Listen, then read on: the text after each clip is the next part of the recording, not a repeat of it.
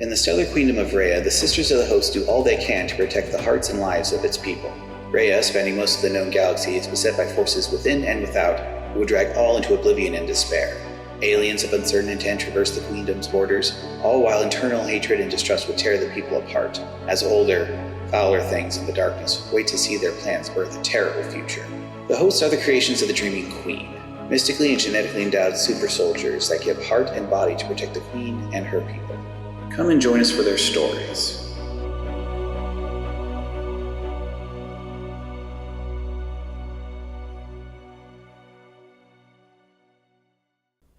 Hello, subjects, and welcome back to Rose&Crescent, powered by Fabula Ultima. I'm Isaac, I'm your Royal Herald, or GM if you will, and let's introduce the players. Hi, I'm JP. I'm playing Petra of the Stalwart Grove. You can find me online as Evil Tendencies. Hey, I'm Ira, and I'm here playing Alicia Snyder of the Daughters of Harmony. And I'm Rin. I play Chiako of the Silent Luminaries. And previously, you three were made into a squad. How does that make you feel? Like shooting ink. Like shooting ink? Yeah, squad.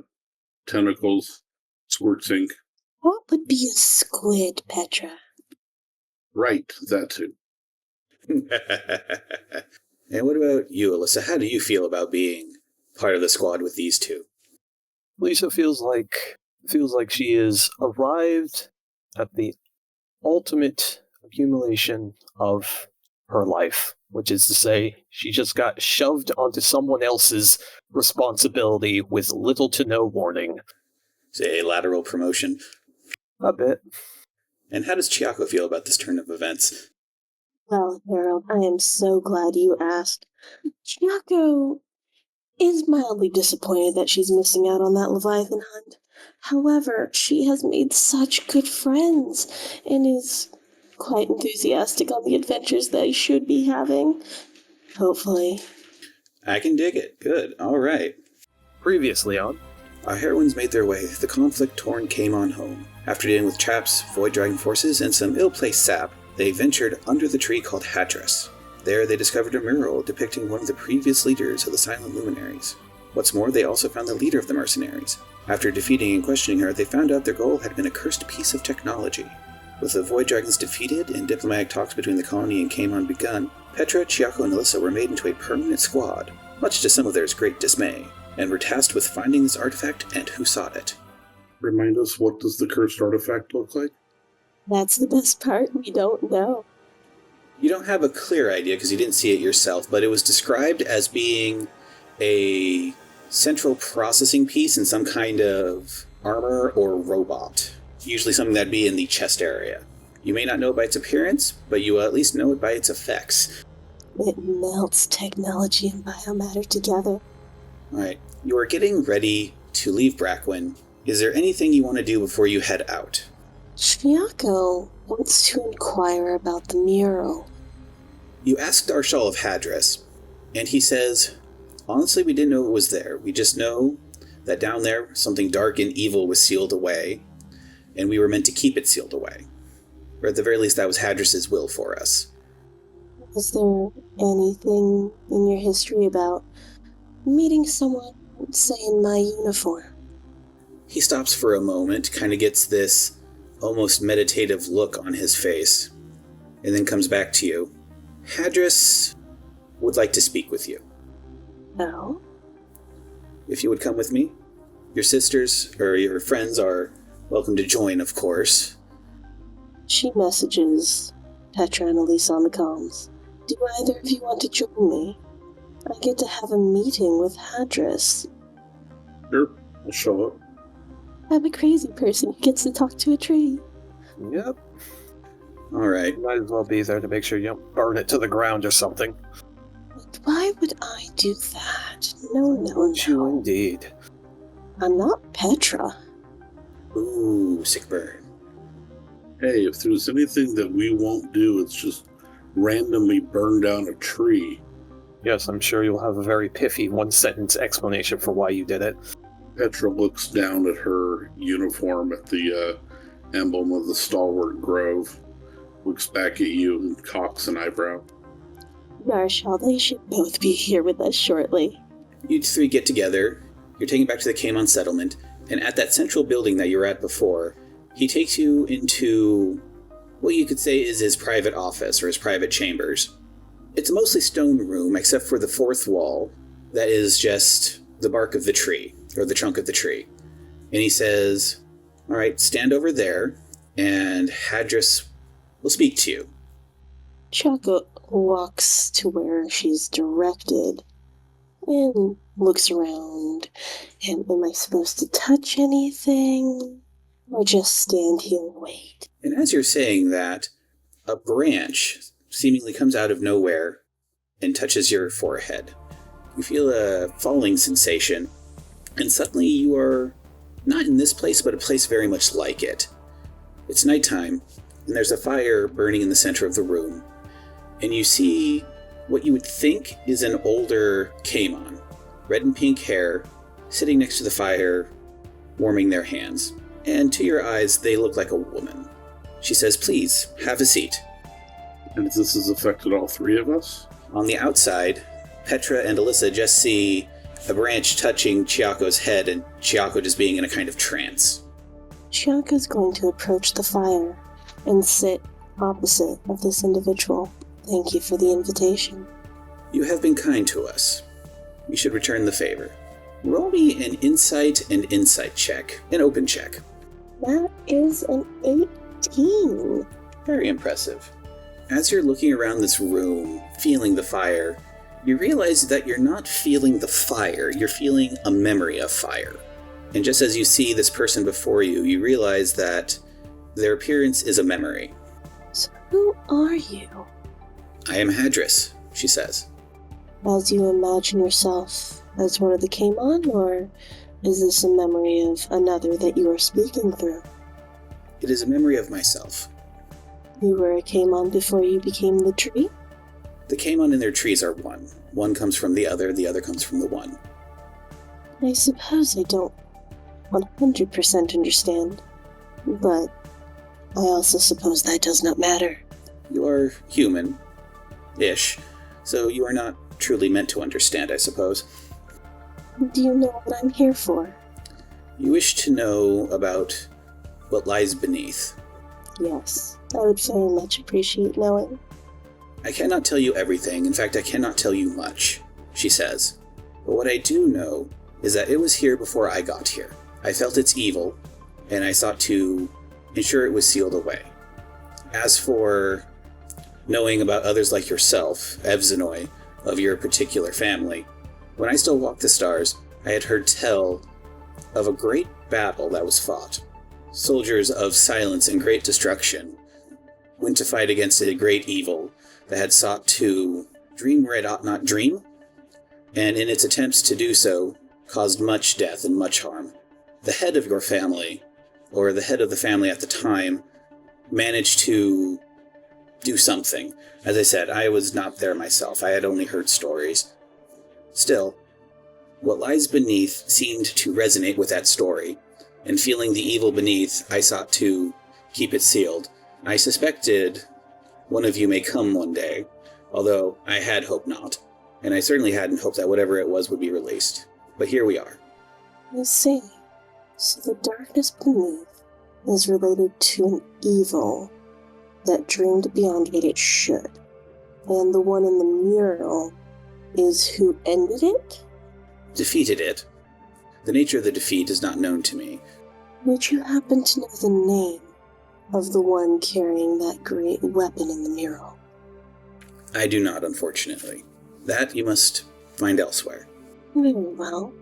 Is there anything that you wish to know from my end? Why is your family like that? What do you mean? Everything I've heard of Evzenoi of your family suggests that they are of two minds. I see. Even now I sense it in you. Yes. Sometimes, to remain whole, you must separate. Your kind are strange, but I suspect we are no less strange to you. And as she says that, the room and the fire, and she herself, seems to melt away into mist and shadow. And suddenly you are back in the room. Petra and Alyssa are there with you, as is Darshal. Chiako twirls around to face her sisters. Well, that was quite interesting. In fact, you have a bit of a headache going on afterwards. Chiako's just smiling, going, I'm in pain. That's not surprising, says Darshal. You have been given a great honor. Do not make light of it. Well, of course. I would never. Well, did you learn something, or was it just a casual conversation? I learned a little, not as much as I wanted. I will have to do a bit of research to see if I can put some pieces together. Terribly sorry for calling you both here. I thought perhaps you might have ended up in there with me, but I suppose not. That's fine. It's nice to see a large, powerful tree from this angle. And Petra kind of gets a tone to her voice that you guys haven't really encountered before. And, well, she looks like she's considering it, and then she takes off the pin off of her uniform jacket and puts it on the ground next to the tree. It's a symbol of a rock with a tree kind of growing around and off of it, like off of a boulder. Chiako's gonna discreetly, with her helmet, take a picture of Petra with the tree. Darshal sees the gesture you have made, gives you a solemn nod. Petra inclines her head 1/4 of an inch, and then looks at the rest of the squad. So, what's our next move? The Well, next move is getting off a planet. if neither of you have any other business, I would like to go on the hunt. Petra raises an eyebrow. The hunt? We're going after that ship, yes? The one with the stolen treasure. Not treasure. The dangerous item. The thing that's melting biomatter and technology together. Why do you keep phrasing it that way? I figured you'd be more comfortable with biomatter than flesh. I'm comfortable with either. Regardless, I already filed my report on my assessment of the leadership of this colony and its general administrations. I'm ready to leave whenever we do. I think the colony will flourish, especially now that there is common ground with the came on here. Perhaps they can work together. Darshal just kind of... Safe journeys to all of you. I'll take that as agreement. Farewell, Marshal. From there you head on to Alona's Heart, and as you are stepping onto the bridge, Captain Eofred and the rest of the crew stand at attention. Eofred says, "Ma'ams, we are ready to depart. At your word." I don't think we decided who of the three of us are taking the lead. Petra steps forward. Yeah, Captain, make it so. As you say. He sits in his command chair, nods at Arito. Arito begins the procedures, and before you know it, you are leaving Brachwyn. And once you are out of the atmosphere, Arito says, "Entering the dreaming in 3, 2, 1. Whoosh. And you are on your way." I'll be down in the training room. Let me know if anything interesting happens. Petra has seemed somewhat unusually quiet since the encounter with the tree. So you're being quiet. Are you just kind of keeping to yourself? For this part, yeah. She seems to be working just a lot of forms, a lot of foundational stuff in terms of her combat training and maintenance. And yeah, she does seem to kind of be avoiding people a little bit. Chiako's gonna go bother Petra. You are free to do so. Your trip to Ikash, the planet that the artifact was sent to, it'll take at least a week. While Chiako's on her way to find Petra, Since Petra did announce where she was gonna be, each crew member she passes, she gives odd compliments like, that button on your uniform looks nice, or you combed your hair well today, just to, give people an odd smile. Not like a full smile, but an odd smile. And then go to the training room. All of the crew just kind of, nods politely back at you, except for the shuttle pilot by the name of Jax. A lanky young man who just, looks at your creepy smile, gives you that whole, heh, nice kind of nod back at you, and continues on his way. What is Alyssa doing during the start of this trip? Realizing that she doesn't have any duties aboard this ship, and just kind of standing there awkwardly for a while. Assuming you ask after it, you do know that the quartermaster is a woman by the name of Gloss, and the mess officer is a fellow by the name of Crint Metal. There's no stated responsibilities. This is going to do what she often does when she has nothing better to do. She's going to go to the quartermaster and check everything twice.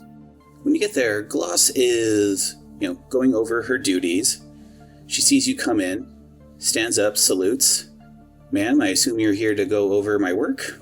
At which point she hands you the data pad and says, I welcome the challenge. Oh.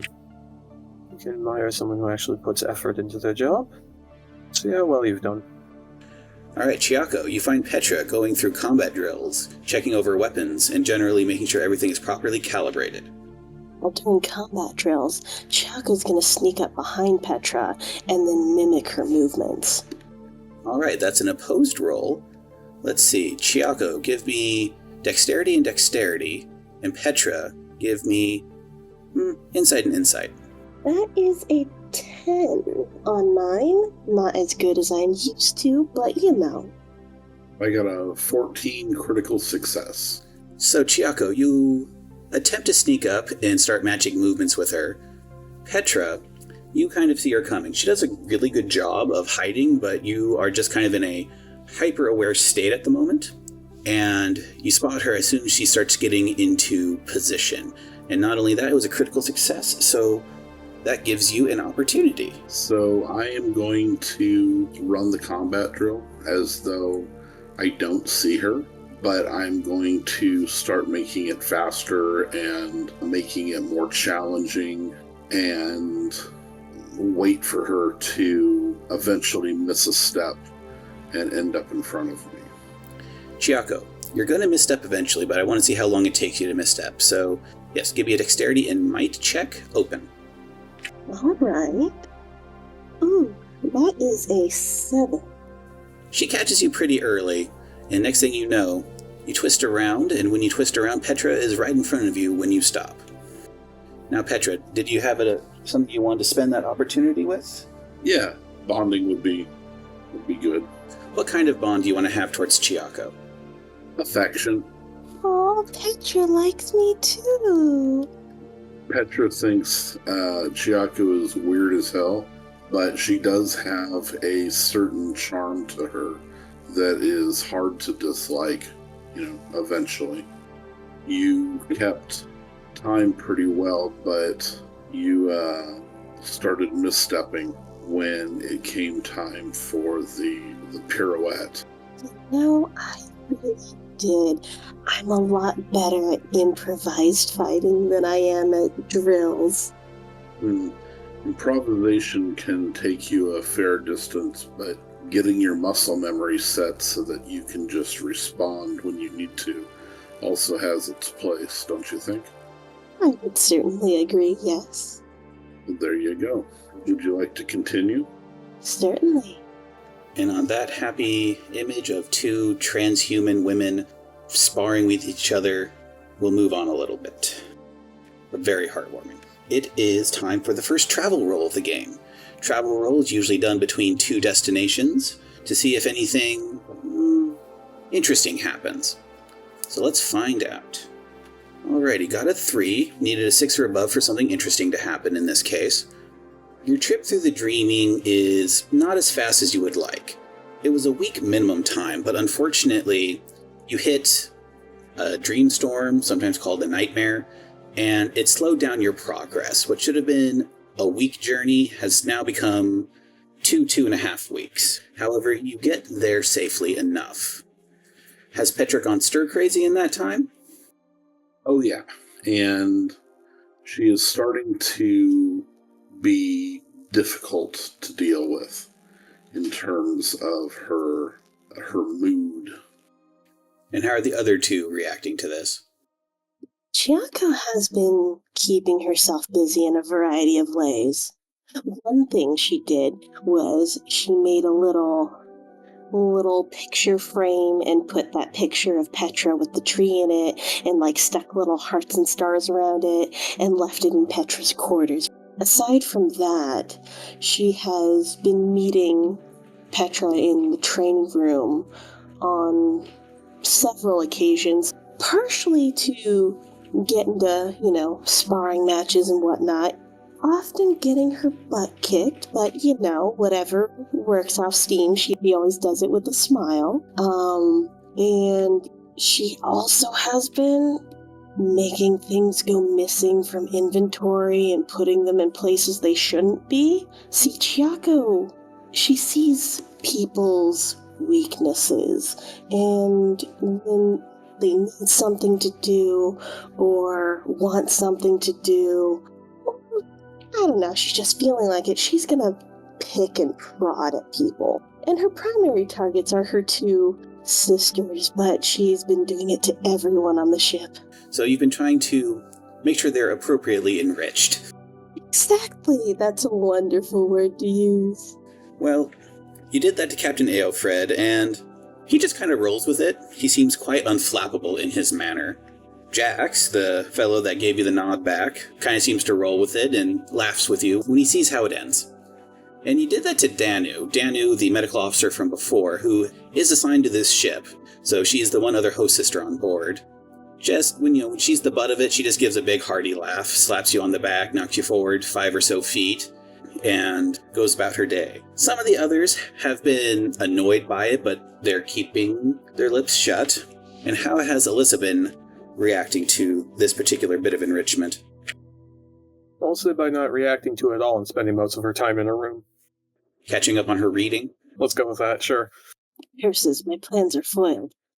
Although, Alyssa, despite, spending most of your time in your room, you have developed a good, solid working relationship with Gloss. Which I assume is your favorite kind of relationship. Yes. When Petra is about to reach peak frustration, a Rito sounds in your communicators. We'll be arriving at Ikash in 5 minutes.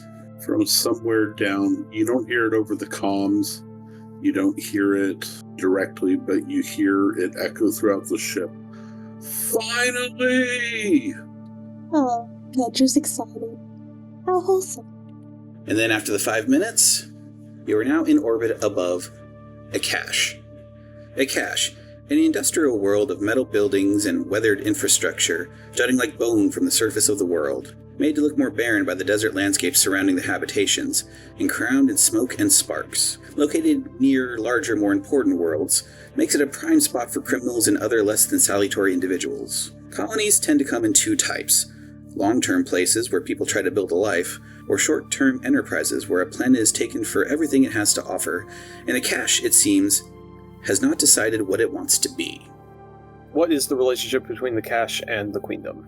Well, like all human worlds, it's officially part of the Queendom. However, Ikash's position in the Queendom is a colony world, but as far as you know, it doesn't have sufficient population or leverage to gain a no-mark and thus status of its own.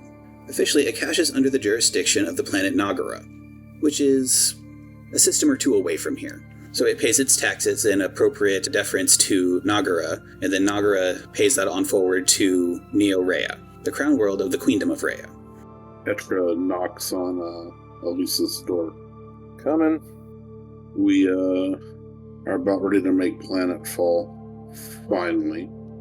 I need to get something out of stores. Then get it out of stores. I'm not your mother. Well, I was thinking that since, being an accountant, you'd like to account for these things. In all seriousness, we should probably take cutting tools and other breaching devices to get through an urban landscape. The Queendom has jurisdiction here. We're not invading a hostile territory. That's your opinion. My opinion's the right one, so... We don't know what we're going to find down there. Just because they're technically loyal doesn't mean that they actually are going to treat us well. Especially, how would you put it? Miscreants and ne'er-do-wells? I like that word, ne'er-do-well. Chiako's randomly popping up between the two. Fine. Arm up your little band of commandos. But if we get dragged in front of a court because we deployed the Queendom Navy against a mugger... It's on that happy note, you hear a ping on your coronets. Ma'ams, this is Captain Aofred. Could I see you in my ready room, please? We'll be right there. Thank you, ma'ams. After you, Elisa. She will narrow her eyes slightly, put her book away, get up, and march to the ready room. You arrive at Captain Aofred's ready room. With him is also Danu. He's standing in front of a viewing port. There on it you see the image of Ikash from down below. He goes, "Ma'ams, now I'm not here to tell you what to do. However, I do have a suggestion, if you will indulge an old man." Permission to speak your opinion, I guess. Actually be what she says. This place is not an active war zone. People live here. And once you're done with your task here, people are still going to have to live here. So with that in mind, it is my suggestion that you go down there and at least begin your investigations incognito. We can do subtlety. I said this is just a suggestion, but it's your operation. I respect the suggestion, as it is something I fundamentally agree with, but I will point out I'm not entirely sure how subtle we are going to be when we are approximately 4 feet taller than the average civilian. At which point, Danu steps forward with a small case and says, "Well, that's why we have this wonderful little piece of technology. Kind of surprised you forgot about it, but hey, it is what it is," she says and gives you a wink. And she opens up the case, and inside are 4, think, mixture of tech and crystals, small enough to fit under the gem on your armor. And she says, "These are disguise modules. They will project a holographic glamour of sorts over your appearance and allow you to pass as mundane humans. Just install them in your armor, press the gem on your chest, and the glamour will activate." Does this mean we can be armed underneath that holographic appearance? Yes, Petra. The holographic or magic? A little bit of alpha and a little bit of beta, says Danu. I used to use these back in the day. It'll be nice having one again. I, for one, are not particularly familiar with the devices, given we do not do infiltration operations that often in the bureaucracy. But thank you for lending them to us for this operation, Captain. Yes, thank you, Captain Freddy. He nods and says, "I endeavor to serve." Petra just takes one and kind of stares at it, sighs. It's okay. It's only pretending to make you short. How many of these do we have? 4. 1 for each of you, and a spare one, maybe for me, or maybe for one of you if you decide to get them damaged. I don't feel right about this. We're the Queen's representatives. We shouldn't hide our relationship to the sovereign of this world. But if word gets around that sisters are about, it's going to send the person we're after further underground. That's what breaching charges are for. Not if we can't find them first, Petra. Take a fabula point, JP. Thank you. But the sooner we get the infiltration done, then the sooner we can show ourselves. It feels disrespectful to our sovereign. The current plan, Petra, is we will get into contact with the authorities, inform them of our investigation, and once they have lended us whatever information or aid they can, subtly, we will begin our investigation. We are dealing with individuals who are smuggling, so it would be for the best if we do not bring up too much attention that they are being shadowed, given that they are likely very skilled at making themselves disappear. I reiterate my uncomfortableness with this, but I will somewhat grudgingly acknowledge that you are better at deceit than I am. It's not a matter. Whatever. Captain, pull us into planet side and get us in contact with the local administration. Acknowledged. The captain sends a hail down to the planet, to the local authorities. It turns out the table in his ready room actually has a holographic display. He presses some buttons on the side of the table, and a red-colored hologram of 5 individuals sitting at what appears to be some kind of boardroom table appears on screen. There are 5 of them, and despite what appears to be the room that they're in and the table they're sitting at, they're all dressed in work overalls. Eofred leans to you, Alyssa, and says, "These are the foremen who are in charge of the colony." Foremen's? Is this planet controlled by its workers' union? Sort of. Its main purpose is to mine and manufacture, so the heads of these particular endeavors were also put in charge of administration when the colony was founded. When the connection is made, they all stand and bow and then sit back down in their seats. And then one of them, a woman by the name of Rashmi, she says, "And how can we help the Queen's warriors today?" You honor us with your presence. How you can assist us is simple. We have entered your system because we have in our possession a lead that makes us believe an individual who has committed certain unlawful acts may have arrived at this location and may be currently either in your system or have at least stopped here to continue elsewhere. "I see," she says. "We appreciate you informing us. Do you wish us to investigate this matter, or will you be taking it upon yourselves?" We will be handling this investigation. That being said, assistance from you will not be dismissed. "What would you have of us?" If you could make available records of incoming and outgoing space traffic, that would likely do much to aid us in narrowing the search. "The records will be forwarded to you." Thank you. We'll be sure to keep you in the loop of our investigation if we were to discover any local issues that you may need to address as part of our investigation. "We will do what we can." Thank you.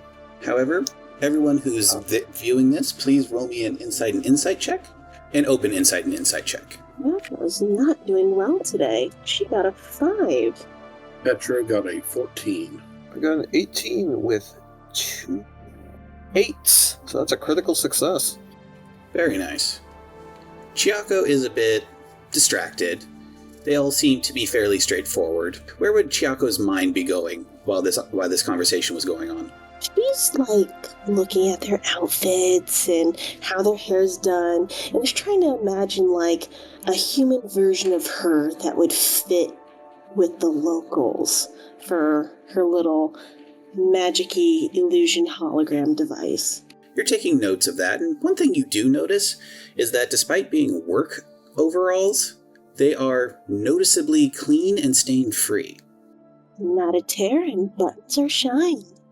Then as for you, Petra, you're getting the read on them. They definitely seem nervous that you're here, although that is not an unexpected reaction. As much as the hosts are lauded, they are, however, a disruptive element when they show up in a place that's not already disrupted. And from what I understand of your character, Petra doesn't care. Yep. In fact, Petra is sort of doing the straight stare down thing with the leader just to throw her off balance to kind of get more of an idea of what she's about. All right. And then as for you, Alyssa, what with your 18 and all, and your critical success, you've dealt with bureaucrats before, kind of part of your whole thing, and they are definitely not happy to see you. They will help, but they are also nervous at your presence. And then with your critical success, you get an opportunity. What would you like to spend that opportunity on? I'd like to unmask these people. You learn the goals and motivation of a creature of your choice. So, as Petra's staring them down, one of them seems to be trying to inconspicuously type something on a data pad. It gets sent over to one of the others, they read it and react. A man by the name of Vodin leans over. They're here for a particular reason, and not for our day-to-day. He stops when he realizes that his whisper was caught by the microphone, so to speak. Alyssa will say, "That is correct, Foreman. glad to see the Council understands the nature of this visit. We do not intend to get in the way of your day-to-day activities. What are your day-to-day activities, Foreman? Oh, sorry, ma'am. Making sure everything runs smoothly, making sure our shipments to Nagara are on time, and that the manifests match appropriately. You're worried about saying this in front of us. Why? Petra, don't be rude. They're busy people with busy lives. Petra's going to look over at Elisa and cock an eyebrow and attempt to very, very subtly see if she wants me to continue pressing like this so that she can play the good cop instead. Alicia thinks about it for a few seconds, and then gives you a subtle nod. Foreman, I understand that the presence of a squad of Evzanoi is disconcerting, given that even three of us largely have the power to destroy cities and annihilate most foes that get set before us. So I understand that this is concerning, but you should probably put that aside and just let us know what's going on, don't you think? Petra, please. My apologies once again, Council. The Petra has been a bit stir-crazy from a lack of exciting operations, so she has a tendency to jump at the opportunity to throw her weight around when she can. We understand, says Rashmi. It's just that, well, one does not get where we are without having done some less than reputable things, and beacons of virtue such as yourself make us feel guiltier for the things that we may or may not have done. Of course. So you're saying you've been engaged in criminal behavior? Not directly. So you've Petra, that is enough. We will begin our investigation into this matter. Thank you for your time, Council. Thank you, ma'am. And at that, the connection is cut. Petra starts chuckling. Thank you, Elisa. That was fun. This has been a trying 2 weeks. Letting a bull run around the china shop is often a very useful way to sell insurance, I found. Chiako. Yes? Oh, I was thinking about it, and for our disguises, Elisa, you would look really, really good in the navy blue overalls. Petra, you might have to go with the khaki. No. Also, please tell me you did something to get something that somehow got you the information that was passed along on that data pad. Was I instructed to roll on that and I didn't hear it? You were not. It's going to be part of the opportunity that Alyssa earned. Let's go with insight and insight on this. So as they were talking, you were accessing their systems through the ship. Now, you didn't access to their datapad directly, but you cut into their feed and managed to change the angles a little bit. If you succeed, that is. Any modifiers? I'll give you a +1. I acquired a 12 to hack into their device. Excellent. So, changing the angles on the feed, the datapad where the foreman Ansius was sending to Odin says, amongst other things, do you think they'll be looking into some of our side deals? And also, importantly, do you think their investigation will be looking at those disappearances?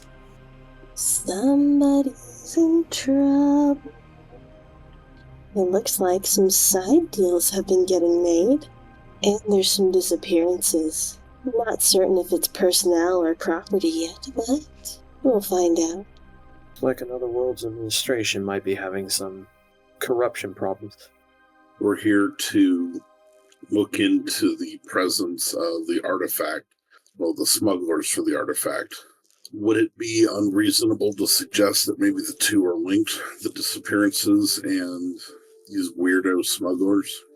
I don't think it's odd to connect that at all. It could be one of their side deals, and considering, I'll say it again, the artifact has been melting biomatter into technology. That could be the reasons for disappearances.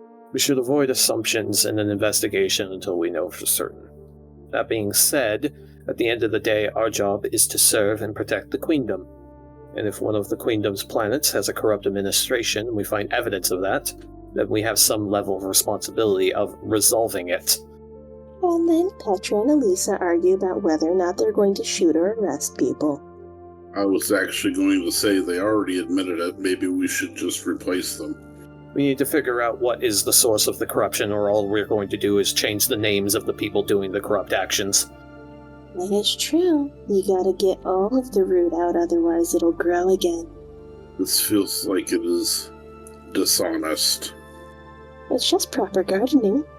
At that point, Captain Aofred, who's been off to the side, says, "Do you want us to land the ship, or do you prefer to take a shuttle down?" Land the ship. Very well, we'll be landing at Icon, the central hub of Ikash. Do you think the ship might make a bit of a statement? It is a military vessel. I don't know if it's going to make more of a statement than us floating a military vessel in orbit around them. As you say, ma'am. Burrito, take us down. Now, has the council sent the docking information yet? Because I want to look over that before we start investigating. About 10 minutes later, the information that they said that they'd be sending to you is sent. Alright, is there just one colony on this planet? It's just the one. Or one industrial hub, rather? Icon is the main hub, and smaller habitats branch out from it, but it's all interconnected on the one spot.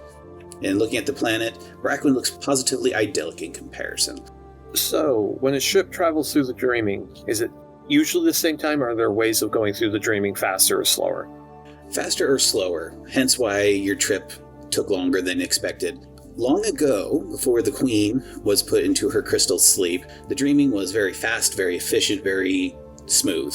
However, after some events in history, and she was wounded and put into her crystal sleep, the dreaming reflected her injuries, so to speak. It has moments of calmness and it has moments of turbulence. Time traveling through the dreaming can vary, but it's always faster than doing it via sublight. No, that makes sense. How reliably can you ETA a travel time? Usually reliably. Can we decently guesstimate when a ship leaving where we came from would have arrived here? See, if it had no trouble getting to you, or getting from Brachwyn to Ikash, it would have been about a week. A week? Alright. And your trip took 2.5 weeks along with cleanup at Brachwyn. There's been 2 weeks of enough time for shenanigans to happen. Indeed. Alright. First things first is check the records and see what ships have arrived in the general ETA range of that original ship we're tracking. You get the list of the traffic that happened.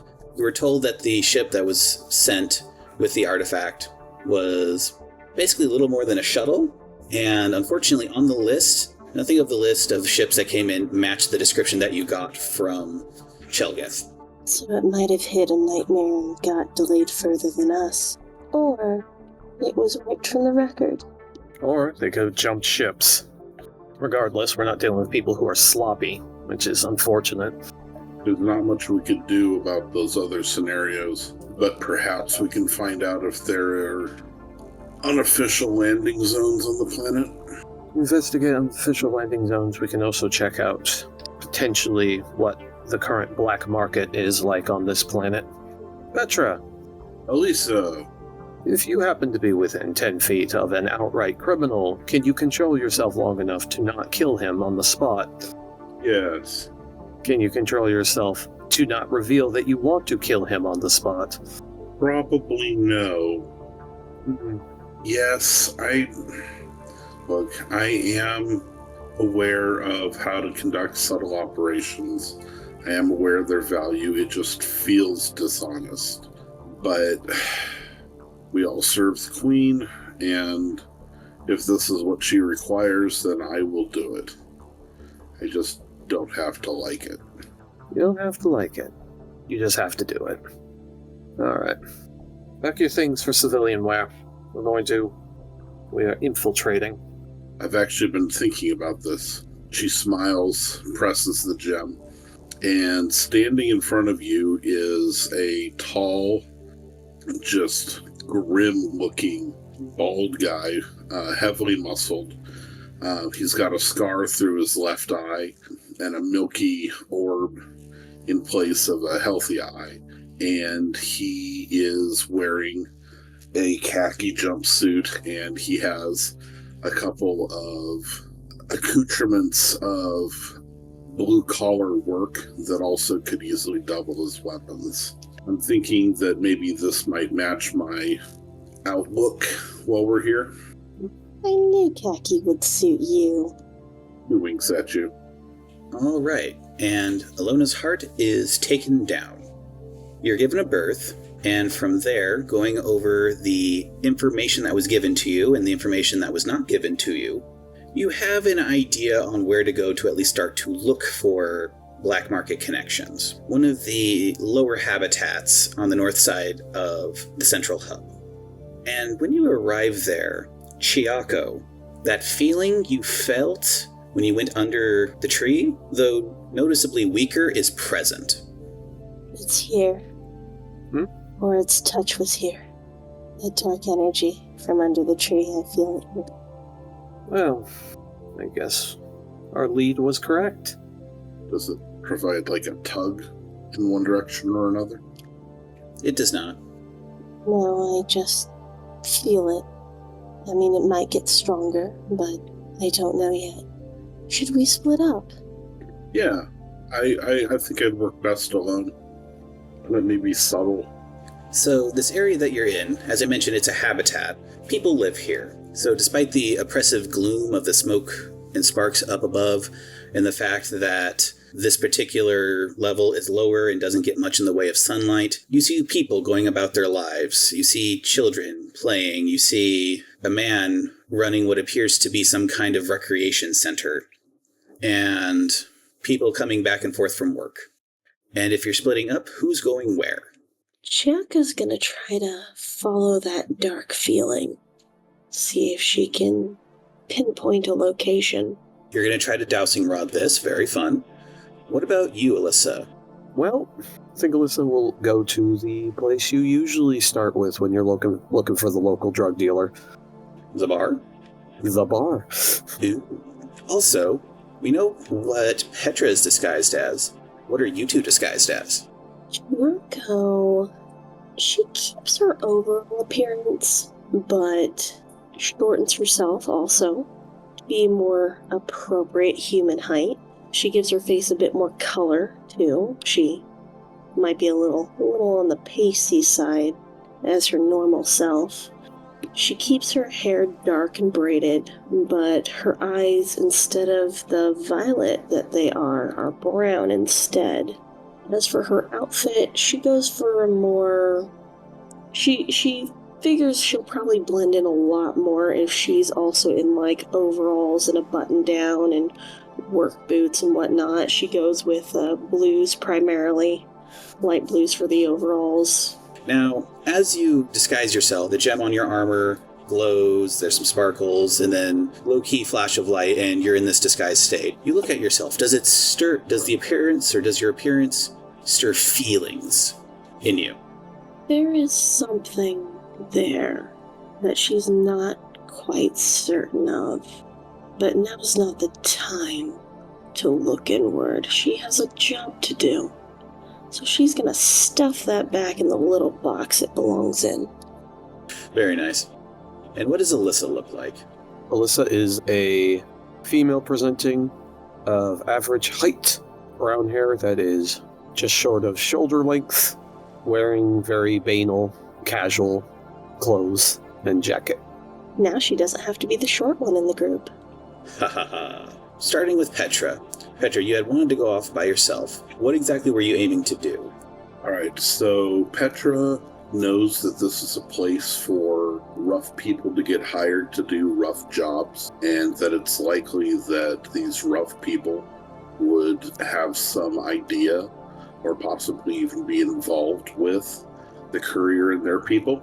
So she is going to start making inquiries into getting hired as mercenary muscle and see where the recruiters would be. In that case, roll me a willpower and insight roll. 13. You go to a couple of rough places, a bar, although in this case they call it a canteen, and you overhear some whispers. They say, go down to the third impasse on the second side. There'll be a small hole-in-the-wall place. Talk to Molly. She'll size you up, see if she knows anybody who might be looking for something.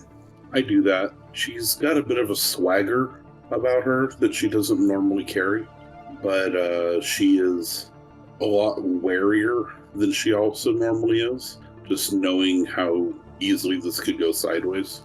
Yeah, when you go to places you're used to fear and or deference, it's a bit of a surreal experience to not have that reaction.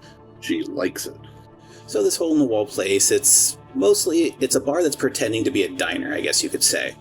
Although admittedly the fare is very gray and greasy looking, hearty, can get you through a day's labor, but not the most appetizing or visually appealing. And then there's the alcohol. The alcohol smells homemade. Well, that just kind of says it all. Petra says as she walks in the door and smells it. At which point Molly, a plump but hard-bodied woman, sees you come in and says, "Welcome, take a seat, I don't care. When you want something, let me know." Petra makes her way over to the bar, takes a seat, doesn't just try to grab her attention, waits for her to come over, and when she does, kind of makes her pitch at that point. It takes a bit longer than you would expect because Molly doesn't typically go to the customers come to her, so when she realizes, oh, you're waiting to be waited on, like a fancy person, she just comes up to you and goes, "All right, what do you want?" I was told that somebody who might want work might want to talk to you. Maybe that's the case. Who are you? Call me Kay. Good, no attachments. Point in your favor. She sits down, pours you a drink of something bubbling, even though it's not hot, says, "Take a sip, tell me your skills." Do we have implants to allow us to neutralize poison or at least detect poison? Most mundane poisons and alcohols you are immune to.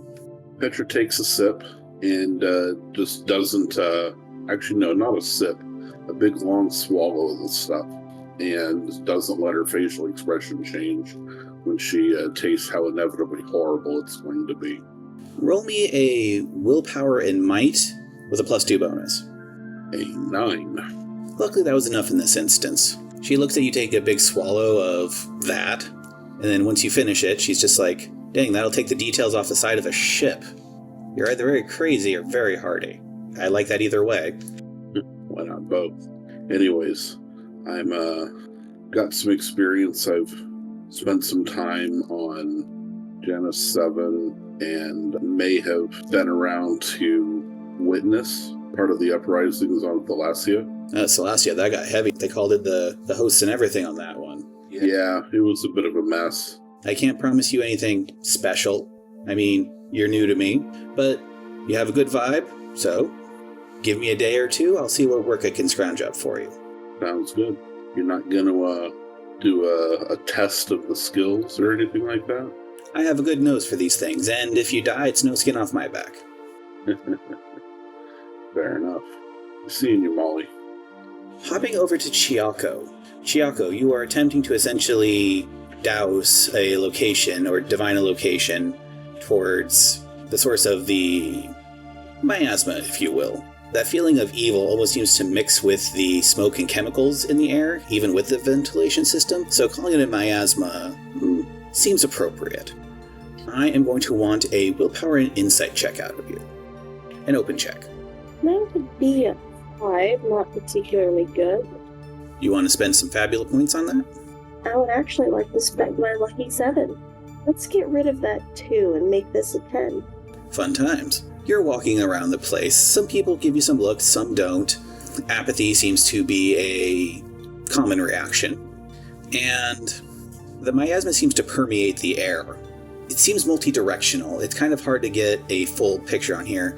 A direct source does not seem to be presenting itself. However, as you're going around in a semi-dazed state, or at least to the outside appearances it looks like a semi-dazed state, practically almost run into a woman of, you'd probably say maybe late 20s, early 30s. Although admittedly, judging by her weathered appearance, you wouldn't be surprised if she said she was older, but she is not unhealthy looking. And as you bump into her, she's just like, "Oh, so sorry. Pardon me? Because of the success on your roll, you're not entirely sure why, but you almost feel a twinge off this woman. Whether or not it's related to the feeling, you're not entirely sure. And as you're kind of examining her, you realize that she herself is also looking for something. Anything I can help you with? Oh, have you seen a little boy around 5 years old, scraggly brown hair? He's my son, and I can't seem to find him. In passing, have I seen anyone matching that description? You have not. I'm sorry I haven't, but I can help you look for him if you'd like. Oh, You see on her face, she seems to be warring between wanting to find her son and not wanting to be an imposition for you. But in the end, the wanting to find her son seems to win out. She goes, Thank you, stranger. My name's Hildy, and my son's name is Yarrick. And he seems to have run off again, but he knows he should have been home by now. Where does he usually run off to, if there's a particular place?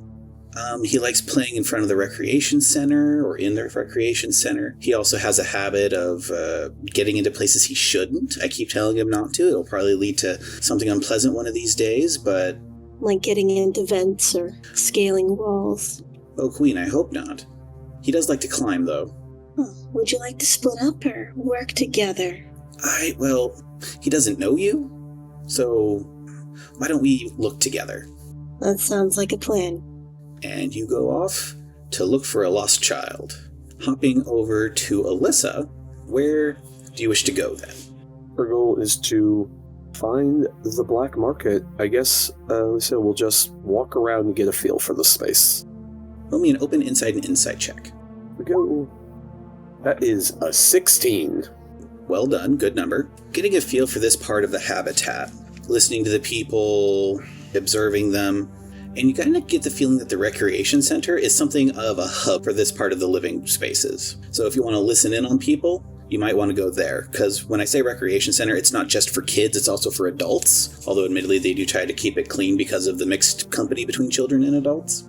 I will head down to the recreation center. Okay. It's a squat affair. You have some game areas outside for various ball games or outside activities. You head inside and there are various, for want of a better term, arcade games, as well as a billiards table, some not money-based slot machines. Do you think they gamble with food chips? Cleaning one of the tables is a tall, dusty blonde fellow with a 1-1 on his left cheekbone. Does Liza recall that meaning anything? You don't recall all the details, but you do seem to recall that some colonies, some worlds, to bolster their numbers, might get involved in illegal cloning. You do recall that that kind of marking was common during the last big cloning scandal that you heard about. Do you ever meet the most interesting people out on the furthest edges? At that point, the individual finishes cleaning the table, looks up at you and goes, greetings. Welcome to Habitat 7's Recreation Center. If you need anything, I am Kirk 1-1. Please just let me know. Just here to partake in some recreation. That is what we're here for. Doesn't seem to be that many people here right now. When would you say are the busier hours? The busier hours tend to be typically after a work shift. The mid-work shift should be ending in about an hour, while there tends to be more fluctuation during off days, about once every 6 days. I see. How large a community does this place serve? And this particular habitat has a population around 150. Sizable mining community? Are you looking for someone? I have not seen you before. Are you a visitor? Or a new hire, perhaps? I'm simply a humble member of the Queen's Navy, currently off duty, so please treat me as any other civilian. I see. And would you care for some refreshments? If they're complimentary, sure. Please have a seat. I will get you the house special, he says. Looking forward to that. A few minutes later, he brings you the house special, in which case it's based off the smell of it, it's a thick sort of tea. A black tea, specifically. Have a drink. It's bound to perk you right up and keep you going for however long your shifts may end up being. As she'll say as she consumes the liquid. I think I'm going to go try my hands at billiards to a bit until the place starts to fill a bit more up. Acknowledged. About 30 minutes later, a more more steady stream of people start coming in, all seem to be locals. Someone comes in, people who are already here call their names. It's all very domestic in its way. And at one point, a gentleman, dark-haired, almost Grecian features, comes up and says, "Care for a game?" Pick up a stick. Name's Torius, by the way. And you begin playing. Jumping over to Petra. Petra, your contact says to come back in a day or two. Is there anything you wanted to do now that you got that going, or should I hop over to Chiako? She's basically going to make herself seen so that people don't think that she's like coming in out of the blue and doesn't have any connection to the place, because that would look suspicious. Getting lodgings, getting food, all that kind of stuff, just to kind of build up the cover. So you managed to find a cramped hotel, and it would be cramped even if you weren't half again as tall as a normal human. Does anything happen while she's out and about? You're new. People give you a stare, but they don't approach you. At one point you do hear somebody whisper, "You think they'll be the next one?" Now that has Petra intrigued. She's going to kind of keep her ear out for the next one. The next one what? Well, as the person who said that is talking to the other person that they're with, the other person says, "Who knows, maybe. If they are the next one, I'm more willing to bet on whether or not they come back." Noted. Are you going to approach them to get information, or are you just making note of that and then going about your business? No, at this point, showing too much interest would be counterproductive. All right, over to Chiako. You're with Hildy, looking for her son Yarick. Yarick, where are you? Hildy is just "You look over down that way just a little bit. I'll look over here," she says, pointing to a small alcove, for want of a better term. Can do. And I dart over in that direction. As you're looking, you do spot some open vents and what appears to be some garbage containers stacked a touch haphazardly up towards it. How high up are these vents from my projected self and my actual self? It's eye level to your actual self. My projected self is going to reach up as if trying to grab at the vent and still call out as my actual self looks down the vent and calls for the boy. Yarick! Into the vent a little bit, you do see some scurrying. I hear you. No, you don't. Come on out. Dang it! You're not very good at hide and seek, are you? I'd be better if you let me practice. Your mother's looking for you.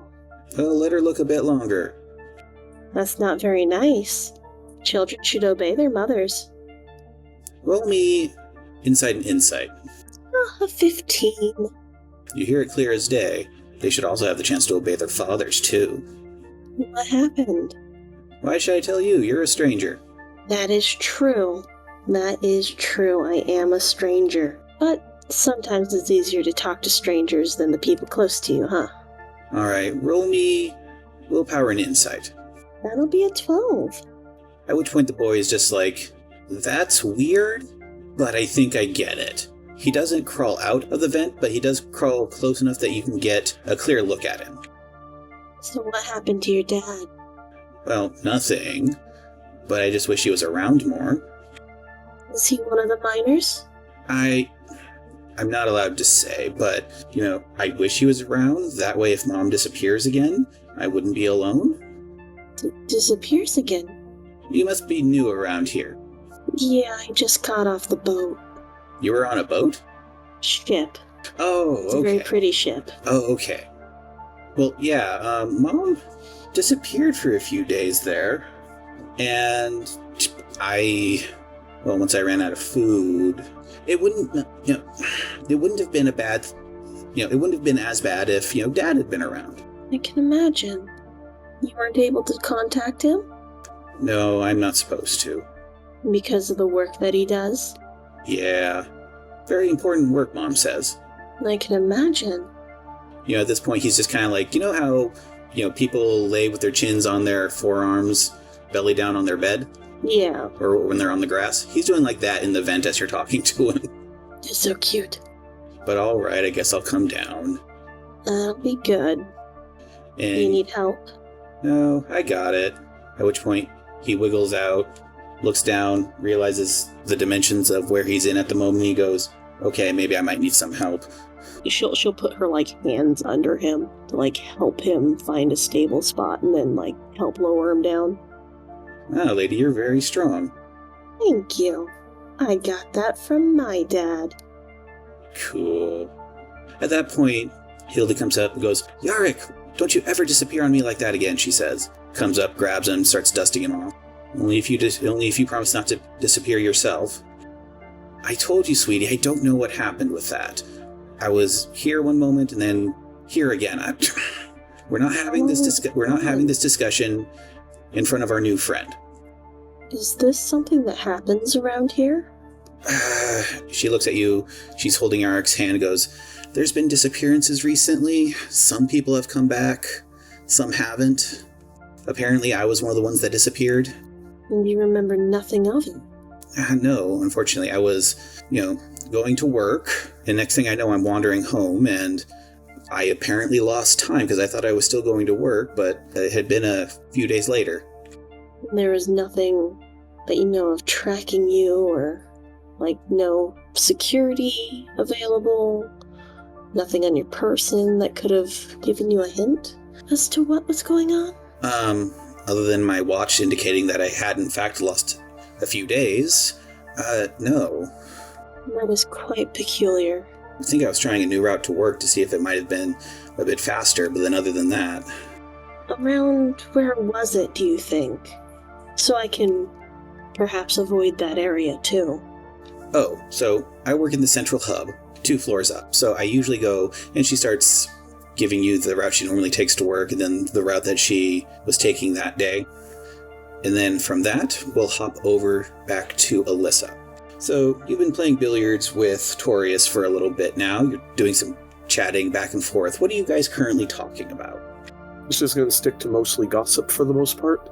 Her goal is to get a feel for the general vibe, the general atmosphere of the colony. So you're talking to the guy, and he seems to be a very up guy, but even he's just like, what are you going to do? Work's work, and we don't really have the means to try to find a different place. The air isn't great, but it is technically breathable. The work is hard, but it gets us by. You work with what life gives you. Kind of wish we had 2 days off a week, but if one day is all you've got, you might as well try to enjoy it. Imagine it wouldn't be so bad if we could get up to one of the upper levels where the air was a bit cleaner, or presumably it's a bit cleaner. At least that's what I hear, he says. You got better scrubbers up there or something? I think so. Well, tales all this time, being at the bottom of the pyramid sucks. Yep. But still, society would collapse without its bottom. Ain't that the truth? Speaking of doing what you gotta get by, if someone were to wish to offload some personal items, who would be the best person to dump such goods on? He sips his tea. I don't deal with such things myself, but I hear around that for something like that, you might want to talk to Maza Dracon. Maza? Mm-hmm. She doesn't have an official job around here, but she's made a niche for herself, you could say. Gotcha. It's at that point, a woman comes in. Looking at her, she looks like she could be related to Tarius. And she goes, "Are you still here? I got dinner ready, and you have an early shift tomorrow." At which point Torius says, "Sorry, sis, I'm just finishing up talking to a Navy folk that's on shore leave." At which point she goes, "Oh, sorry if my brother was keeping you," she says. I'm not hanging out at a recreation center because I got a full schedule, I'll tell you that much. As you're talking to her, like a lot of the folks here, she has the jumpsuit of a worker on. Although in her case, her sleeves are rolled up. And on her right forearm, you see the tattoo of the Daughters of Harmony. Or a tattoo of the symbols of the symbol of the Daughters of Harmony. You a fan of the Daughters of Harmony there? She looks at the symbol on her arm, and to our listeners at home, the symbols of the Daughters of Harmony would be the Greek phi symbol made of olive branches. She goes, "Oh, well, it was a dream from a long time ago, I guess you could say. But they didn't work out, right? I attempted to become an initiate, but they rejected me. Wow, what recruits they let through, huh? But still, I try to do good for the Queendom in my own way, even if I can't do it as a member of her hosts. We all live the best life we can. but that's not me. Come on. And she grabs Artorias' collar and drags him out. Good game. Mm. Are you going to try to find Mazda Dracon? Yep. Okay, it doesn't take you much to find. You listen a bit more. You talk to some of the same rough people that Petra ended up talking to. In fact, at one point you kind of cross paths with each other. Petra's going one way to, work on the cover, and you're just kind of like walking by, eye contact briefly. I assume you guys don't talk to each other? Nope. That's correct. Now, a lot of the buildings here are squat gray affairs, kind of going with the whole industrial vibe going on with this place. But this place almost has a homey aspect to it. There's the windows at the front, there's the door, and above it is a grimy, but underneath it you can see a bright-colored sign that says Dracons. On the inside, it looks almost like a knick-knack store, which would be odd for Ikash, considering everything that kind of goes on here. And this woman comes out. She's dressed in, the shop's apron, which is a tattered floral affair. And you see pictures of places that she's been and like customers. This whole place has a whole mom and pop vibe to it, which would be heartening if it wasn't so out of place. And she goes, well, welcome to Dracon's. How can I help you? I assume you're the proprietor of this business? I am. I'm Mazda Dracon.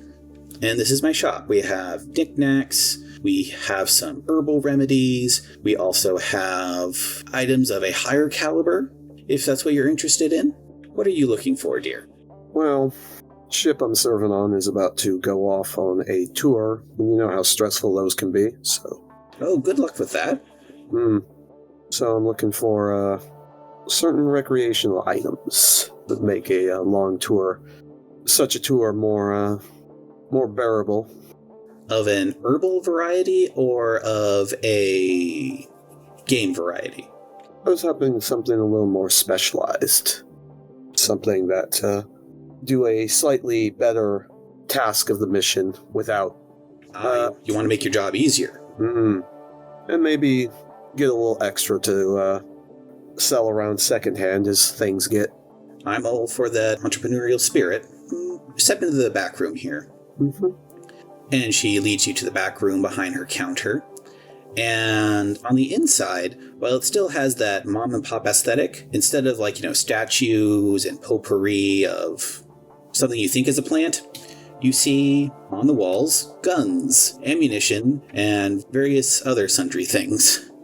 Please have a look. Feel free to test them in your hands, but naturally, it almost goes without saying, but still, no firing in the shop. Going to scan the selection. What can I learn from studying the inventory? What context clues can I use to make deductions with? All right, roll me an open insight and insight check. 14. So it has that kind of worn-in mom-and-pop feel to it, but it's very well crafted, or the image is very well crafted, and underneath that image is everything is immaculately arranged and organized. And you get the feeling that this is a professional. So you have weapons that are quality. They're not going to explode the first time you use them. All the ammunition looks recently made, so it hasn't been sitting here for a while. So clearly she gets good traffic in for her wares. As for non-weapon items, they're securely locked but on display and accounted for.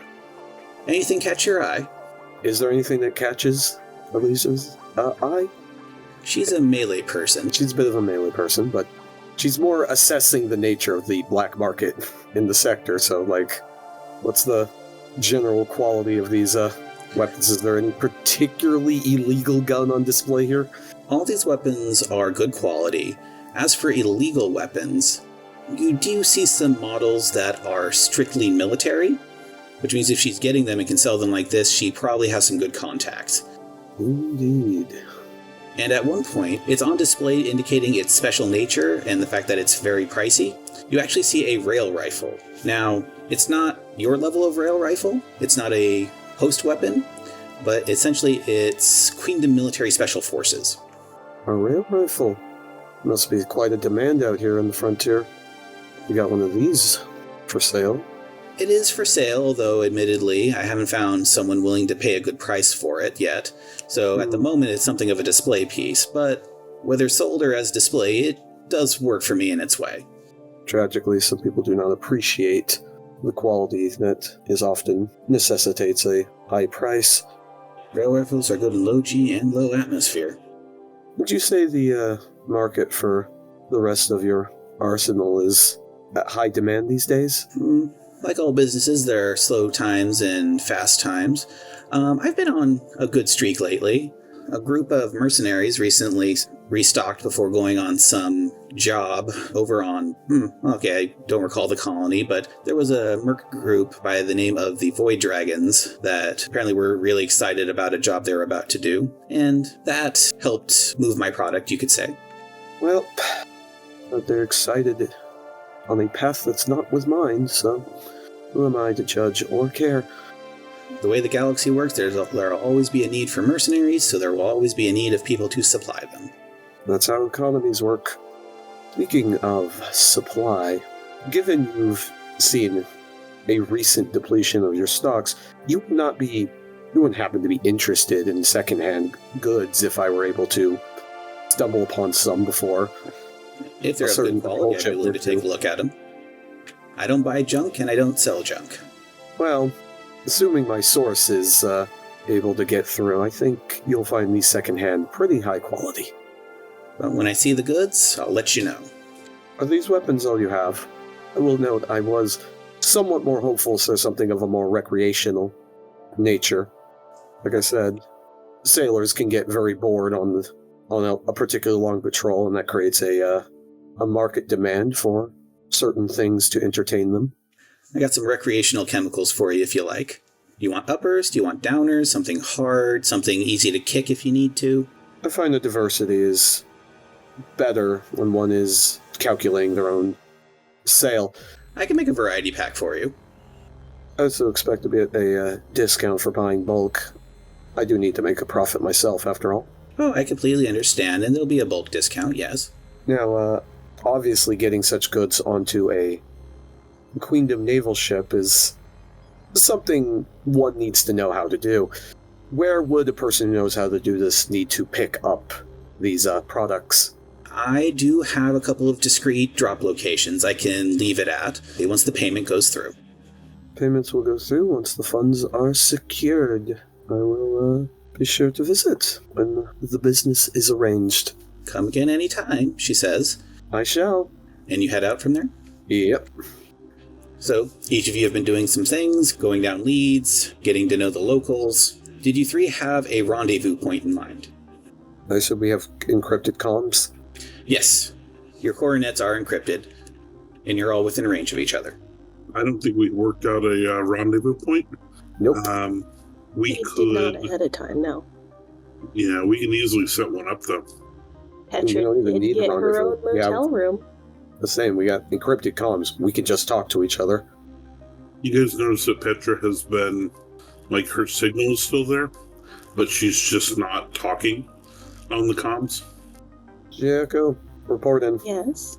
As you're tracking the evil going. That is not going well. No. I'm actually considering spending quite a bit of energy to maybe do some ritual magic to help pinpoint. But in the meantime, I did run into someone. We were actually looking for her kid, and then I talked to the kid after I found the kid, and turns out his mother went missing, and is one of the few, apparently, who showed back up. But apparently that's a thing. Alright. I also did get the location of roughly around where she disappeared. Sending coordinates now. Progress on the missing persons case is progress. Petra, report in. I've made some contact with the underground fight, mercenary, bad people thing. You know. Anyways, they are going to probably have some work for me in a couple days as a test. Petra, you're trying to get work as an enforcer for criminals. No. I'm trying to find criminals who are looking for an enforcer. I kinda like sneaky Petra. What have you learned so far about them? They're cagey. They are looking for new help. Not much, it was just a quick meeting. They did try to see how my alcohol tolerance was. Did you put at least some effort into pretending that it's not bioengineered? Yes. Alright. Alyssa, report in. After some gossiping with locals, I think I've discovered that Maza Drakon runs a business that appears to be at the center of the black market trade in the region. I don't know how connected she is to it, but she does seem to be at least the point coordinator for parts of it. So, likely connected to our missing item, but do we think she's also connected to the disappearances? The disappearances... I'm not going to speculate on who or what is connected to the disappearances until we have a better understanding of what they are. Currently, all we know is that people are disappearing. It's at that point I want each of you to pick a number between 1 and 6. 4. Darn, you took mine. 3. Fine. 2. 4 it is. Alyssa, you hear the clang and crash of metal, and then a male voice going, "Ah!" I'm signing out. I just heard a disturbance. I'm going to go investigate. Good luck. I'm gonna go back to hunting the darkness. Take a fabula point for that. Yay, my horde continues. See, everyone else also take one. There's been some good stuff so far. For her part, Petra is basically just going to stretch out on the bed at this Fleabag motel and sort of go into a meditative trance. She knows there's a chance somebody might be coming for her, so she is going to be using that trance state to keep a full awareness of her surroundings, even as she's resting. And she's going to try and just do that for the next couple days, lay low. Alright. Well, it's within your physical ability to do so. So what do you do, Alyssa? Gonna go over to where that sound was. You rush over following the sound through a side passage in the habitat, and sprawled on the ground you see Torius. And above him, you see a being with stretched sickly blue limbs and bright red eyes. Its hands are tipped with metallic claws, and steel fangs glimmer in its mouth. Its face is a collection of elongated features, framed by limp locks of oily black hair. It sees you, you see it, and it rushes you. Roll for initiative next time, because that's where we're going to end it for tonight. Dun dun dun! Dun dun dun! Dun dun. Alright, fun times, everyone. Hey. Well, this is gonna get eaten by a vampire. Nosferatu has come for Alyssa. Man, that fight's gonna suck. And she doesn't have a weapon on her. Oh, I didn't know that. Curious to see how this works out, and I hope you folks at home are also curious to see how this works out.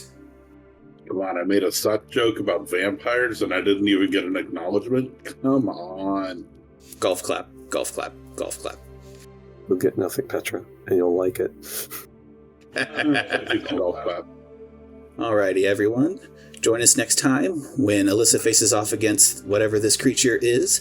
I hope you all enjoyed, and as always, do the whole like and subscribe YouTube things. Say goodbye, everyone. Goodbye, everyone. See you later. Goodbye. And fare thee well, subjects.